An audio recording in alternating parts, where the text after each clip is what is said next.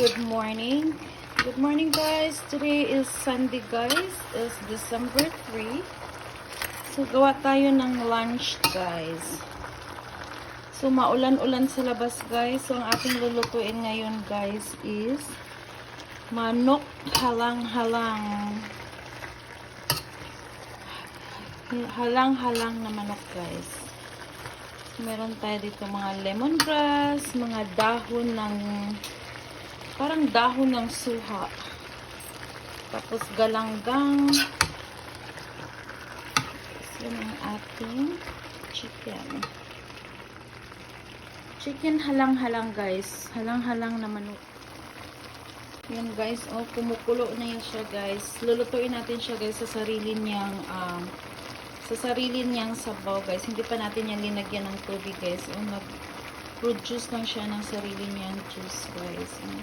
Tapos, guys, share ko lang sa inyo, guys. Oh. Nagluto na rin ako ng kanin na mais.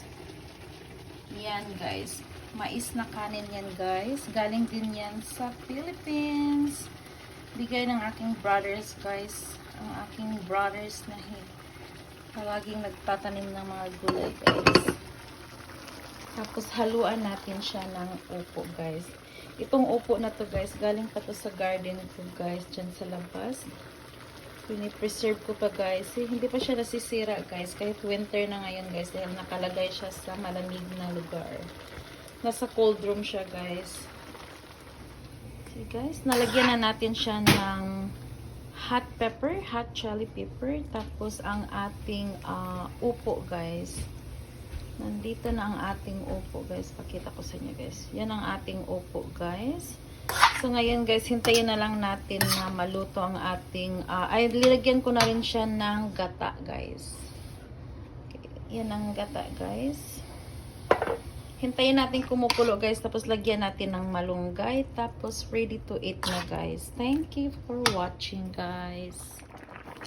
Guys, ngayon, guys, kumukulo na siya, guys. Lumabas na ang, luto ng ating coconut milk, guys. Wow, daming sili, guys. Dahil ang recipe na to, guys, is halang-halang. So, ngayon, guys, lagyan natin ng malunggay, guys. Tingnan mo yung malunggay, guys. Oh, fresh na fresh pack siya, guys. Galing po sa Philippines, guys. Itong pinadala ng aking mga brother, guys. Sister sa Philippines, guys. Oh. 2 weeks na to, guys. Nasa fridge lang, guys. Tapos, ang linagyan kong container, guys, pang vegetables talaga siya, guys. Pang preserve siya sa vegetables. Hindi talaga siya masira kaagad, guys. Tingnan mo, oh. Okay, lagyan na natin ng malunggay para makakain na tayo, guys.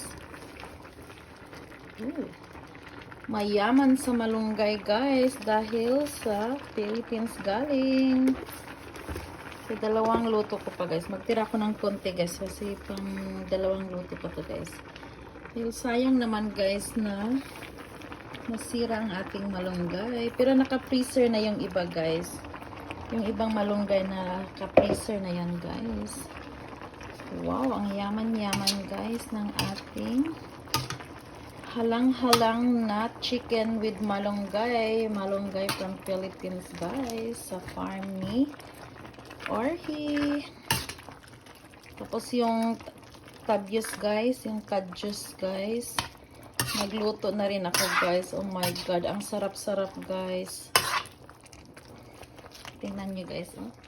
May malunggay na yan, guys. Tapos kakain tayo ng lutong mais.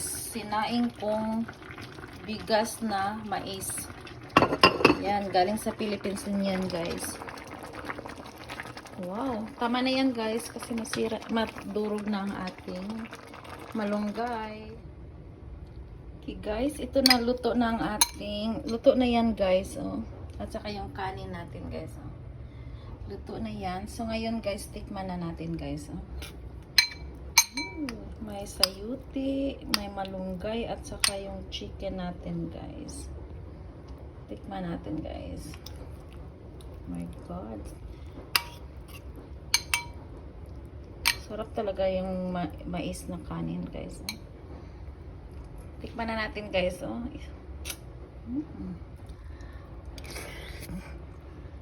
Mm. Sarap. Kahit sabaw guys, ang sarap-sarap. Sarap talaga yung mais guys.